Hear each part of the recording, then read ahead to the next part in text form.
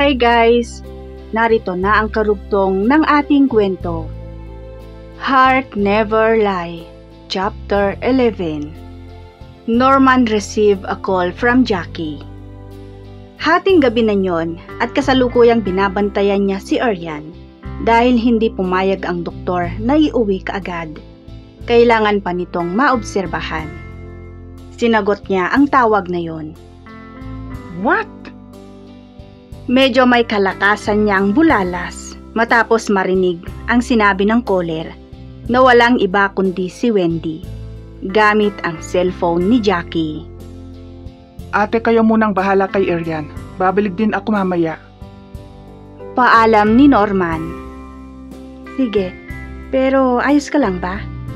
Tanong ni Arlene. Emergency lang, ate. Babalik din ako kaagad. Sige, ako nang bahala. Salamat, ate. Ngumiti lang si Arlene. Alam nito ang tungkol sa problema ng mag-asawa at ang ginawa ni Norman. Pero maayos pa rin itong nakikitungo sa kanyang bayaw dahil hindi naman nito maaring komprontahin. Ayaw nitong makisawsaw sa problema ng mag-asawa dahil higit kanino man ay ang dalawa lang ang makakaayos sa lahat. Coincidence na may tuturing dahil sa ospital kung saan nakakonfine si Aryan ang pinagdalhan kay Jackie. Sa ikatlong palapag, pinagpapawisan si Norman ng makapanhik.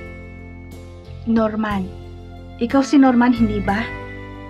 Ani ng babaeng kaagad lumapit. Ikaw ang tumawag sa akin gamit ang number ni Jackie? Balik tanong niya sa halip na sumagot. Oo. Anong nangyari sa kanya? Tanong ni Norman. Hindi nakasagot kaagad ang babae. Napayuko ito. Tell me, what happened? Saad ulit ni Norman na medyo mariin. Magsasalita sana si Wendy, pero nakita nitong lumabas ang doktor mula sa emergency room. Dok, tawag nito. Lumingon si Norman, pagkatapos ay kaagad lumapit sa doktor. How is she, Doc? Tanong niya. Are you her husband? Tanong ng doktor. Hindi po. I'm her friend. Tugon ni Norman. Bumuntong hininga ang doktor bago muling nagsalita. She lost the baby. Malungkot na sagot ng doktor. Po? Nanlaki ang mga mata at hindi makapaniwala si Wendy. Paano po nangyari? Si Norman na hindi alam kung ano ang mararamdaman. Nalaglag ang baby dahil sa malakas ang pagkakabagsak ng pasyente kung saan man iyon nangyari dahil may fracture pa siya sa balakang at sa bandang likod. Napahilamos si Norman sa kanyang mukha. Paanong bumagsak at saan? Anong nangyari? Bakit? Mga katanungang nasa kanyang isipan. Ipapalipat ko na siya sa pribadong kwarto. Ani ng doktor, tsaka sila nito iniwan. Napayuko na lang siya upang itago ang mga nangilid na luha sa kanyang mga mata. Kahit pa sabihin na bunga ng maling desisyon niya iyon ay hindi deserve ng baby na magkaganon dahil wala naman kinalaman sa kamalian niya. Tell me the truth. Anong nangyari kay Jackie? Galit ng muling tanong ni Norman kay Wendy. Tsaka hinawakan ito sa magkabilang braso. Mabuti pa, hintayin mo na lang siyang magising para sa kanya ka magtanong. Tell me! Napaupo siya sa banyo. Nabubulol nitong sabi dahil nahihintakutan na ito sa galit na nakikita sa mga mata ni Norman. Kahit hindi mo sabihin ang totoo sa akin, malalaman ko kung ano ang ginawa niyo. Huwag kang gagalaw. Diyan ka lang. Ani Norman at saka kinuha ang kanyang cellphone. May kinausap siyang tao. Pagkatapos ay muling bumaling kay Wendy na parang naitulos sa kinatatayuan nito. Pagkatapos ay hinila niya ito papunta sa kinaroroonan ng kwarto ni Jackie. Makalipas ang ilang minuto ay may dumating na lalaki at kasama ang katulong na kinuha niya para hindi gagalaw-galaw ang babae at magbuhat ng kung ano-anong mabigat. Now, tell me, anong nangyari kay Jackie, Manang Celia? Agad na tanong ni Norman. Sir, lumabas po sila ng kaibigan niya. Ang narinig ko po ay pupunta sila sa club. Sinubukan ko pong pagilan pero nagalit po sa akin at kinuha rin po ang cellphone ko. Binantaan nila ako ng kasama niya na kapag nagsumbong ako, parurusahan nila ako. Mangiyak-ngiyak na paliwanag ng kasambahay. Bumaling si Norman sa lalaki na nagbabantay sa apartment. So saan mo nakitang nagpunta si na Jackie? Tanong niya rito. Tama ang sinabi ni Manang Celia, sir. Nagpunta sila sa club. Pero hindi po ako pinapasok dahil VIP daw at mga nagtatrabaho lang doon ang pwede. Ayon po sa nakausap ko, nagkagulo sa loob ng club ang dalawang grupo noon. Nakapasok na po ako pagkatapos ng gulo. Hinanap ko kung saan pwede makita ang mga CCTV footage. At sa mga footage na hiningi kong i-review, nakita kong nabangga ng mga nagkakagulo si Jackie at natumba. Pagkatapos ay nadaganan pa nila. Bakit hindi ikaw ang sumaklolo sa kanila? Sinakay na po kasi sa ambulansya si Jackie, kaya nag-imbestiga na lang po ako. Dagdag paliwanag nito. Nakuyom ni Norman ang kanyang mga kamay. Henry, bantayan mong mabuti ang babaeng ito. Manang Celia, ikaw munang bahala rito. Huwag ninyong palalabasin itong babae. Tawagan mo ko kapag gising na si Jackie. Mahigpit na bilin ni Norman. Tumango naman ang dalawa. Bumalik si Norman sa kinaroroonan ni Ariane. Gising na ang kanyang asawa. How are you feeling? Mahinahon niyang tanong. Bumaling sa ibang direksyon si Ariane. Kapag may nangyaring masama sa baby ko, hinding-hindi kita mapapatawad. Mahina, ngunit may diin niyang sabi. Yan. Norman, please, hayaan mo muna ako. Magsasalita pa sana ang lalaki, subalit sumingit na si Arlene. If you really care for them, hayaan mo muna siya. Mag-usap kayo ng maayos kapag nakapanganak na siya. Turan ni Arlene. Ayaw man sana ni Norman, pero naisip na lang din niya ang kaligtasan ng anak nila ni Ariane. Kaya wala na siyang nagawa kundi umalis muna. Binalikan niya si Jackie. Eksaktong nagising ito. Ang baby ko. Mahinang turan nito sabay balikwas ng bangon. Wala na. Pinatay mo ang anak ko. Anas ni Norman. Hindi totoo yan. Hindi ha? Hindi? Nalaglag ang batang dinadala mo dahil sa kagaguhan mo.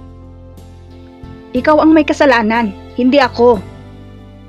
Ako? Paanong ako? Ako bang nagpunta sa club para maglasing ha? Hindi ko ginawa yun kundi dahil sa'yo. Jackie, alam mong masama sa buntis ang uminom. Pero ginawa mo pa rin. At doon pa sa club.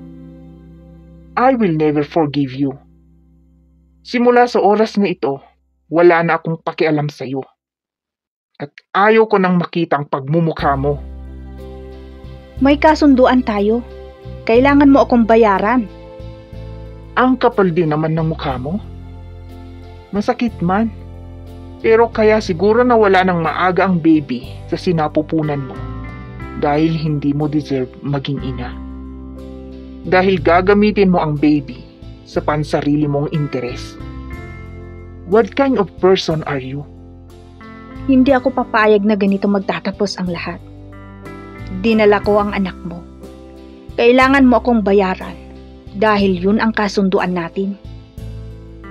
Subukan mong gumawa ng hindi maganda laban sa akin, lalo na sa asawa ko. Ipapakulong kita. Hindi mo ako kilala, Jackie. Don't dare me. Pagkasabi niya ay nagmarcha na siya palabas. Nagwala si Jackie sa loob ng kwartong iyon ng ospital pag alis ni Norman. Sayang. Maswerte ka na sana, pero sinipa mo yon.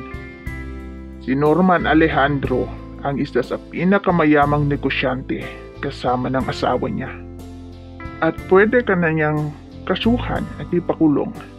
Kaya kung ako sa'yo, mag-isip ka muna bago ka gumawa ng anumang bagay kontra sa kanila. Lalo na kay Ma'am Arian.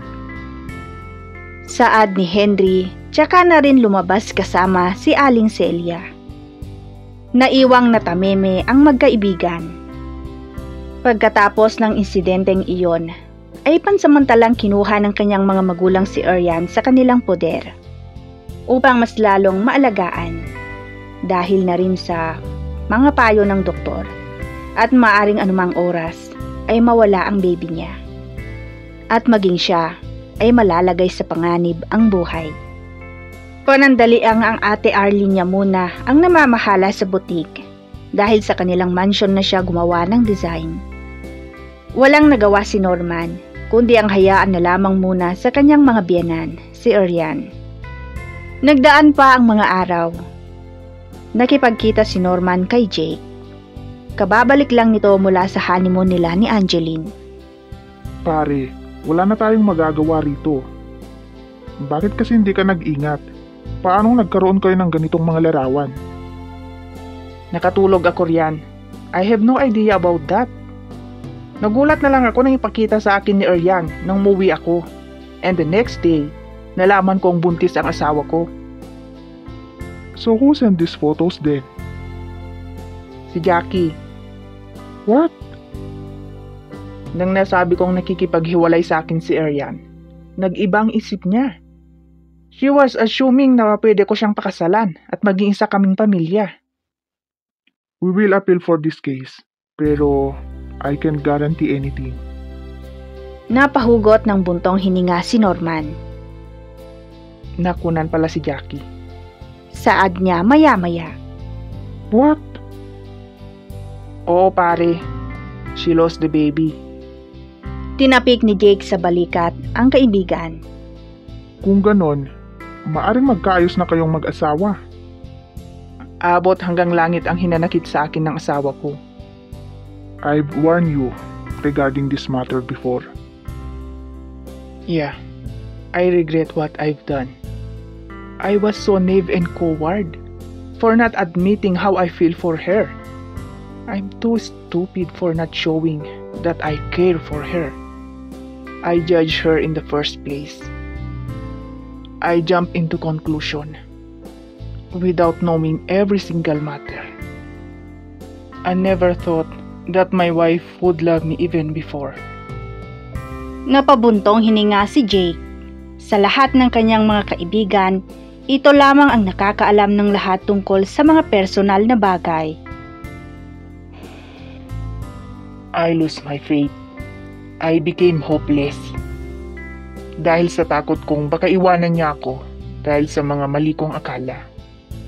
I made a complicated decisions that I'm dealing at the moment. And one more thing I learned, pare. Arian is the person behind the mystical rose. What? Yes. My wife is now one of the most successful designers in the world. And she did everything all by herself. Paano mo nalaman? I saw on her phone. I saw her plaque and certificate of appreciation from the Miss Universe management. I confronted her and she admitted it. Hindi lubos akalain ni Jake na sa kanyang pagbabalik mula sa honeymoon ay ganitong mga revelasyon ang sasalubong rito. Ang maipapayo ko, hayaan mo muna ang asawa mo. Lalo na't maselan ang pagbubuntis niya. Pero hindi ko yata matiis na hindi makita si Arian. At marami pa akong dapat sabihin sa kanya. Makakapaghintay yan. Ang isipin mo muna ngayon ay ang kaligtasan nilang mag-ina. Baka mamaya matulad pa kay Jackie. Huwag mo nang babanggitin ang pangalan ng babaeng yun. Sorry pero curious lang ako. Nasaan siya ngayon? Hindi ko alam. Ang huli kong balita, bumalik siya sa casa. Ay, o siya pare, mauna na ako. Kailangan ko munang magpahinga. Pakibigay na lang ito sa asawa mo. Binili ni Angeline yan para sa kanya. Sige, idadaan ko sa kanya. Dadalawin ko siya kahit ayaw niya akong makita. Sige, ingat.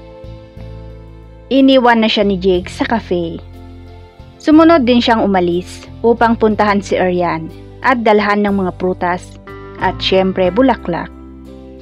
Lumipas ang ilang buwan. Mrs., your baby is a twin! Pagsiwalat ng OB ni Arian, nang i-ultrasound na siya. Tuwang-tuwa siya sa sinabi ng doktor. Congratulations! Ipagpatuloy mo pa rin ang mga vitamins mo at sundin ang mga payo ko para maging malusog sila. So now, i-schedule ko na ang operasyon mo because it would be risky for you to give birth with normal procedure. Saad ulit ng doktor. Arian will give birth to her babies through cesarean section. Thank you, Doc. You need to be healthy. Opo. Inayos ni Arian ang sarili, tsaka dahan-dahang bumaba. Ilang sandali ang nakalipas bago siya lumabas mula sa ultrasound room. Ate! Tawag niya kay Arlene na tuwang-tuwa. Oh, ang saya mo ah. Anong mayroon? Nagtatakang tanong ni Arlene. Ibinigay niya ang photocopy ng ultrasound niya. Wow! Congratulations sis! Masayang bati ni Arlene at niyakap ang kapatid. I can't believe it. Sobra pa sa isang bibigay na baby sa akin ni God. Matutuwa sila mami lalo nito. Halika na, umuwi na tayo. Sige ate. Masaya nilang nilisan ang ospital. Nang nakalayo na ng bahagya ang magkapatid, ay sakalang lumabas si Norman. Sa pinagkublihan niya, nagtungo sa opisina ng OB ni Arian upang magtanong. Doc, kumusta po ang ultrasound ng asawa ko? Hindi ko kasi naabutan. Mr. Alejandro, you'll be having twin babies. Sagot ng doktor. Talaga, Doc? Yes. Sige, salamat po, Doc. Sinabi ko na dati pa na may posibilidad pa rin siyang mabuntis. I hope na maayos ninyo ang anumang gusot sa pagitan ninyong mag-asawa. Pero sa ngayon, hayaan mo muna siya hanggang makapanganak siya. Payo ng doktor. Tumango si Norman. Sinabi na rin sa kanya ng doktor kung kailan ooperahan si Arian. Salamat po muli, Doc. You're welcome, sir. Pagkatapos nyon ay umalis na siya. Agad niyang ipinamalita sa kanyang mga kaibigan ang tungkol sa magiging anak nilang kambal. At hindi na niya napigilang hindi dalawin si Arian. Pero kagaya pa rin ng dati, ayaw siyang kausapin nito. Hindi mo na niya maaring pilitin si Arian. Kailangan magdoble ingat dahil sa pagbubuntis nito. Hindi niya gustong mawala ang mag-iina niya. Napag-isip-isip niyang kapag nakaanak na ito, saka niya kukulitin at hindi siya titigil hanggat hindi sila magkaayos. Laglag ang balikat niyang umuwi sa bahay nilang mag-asawa.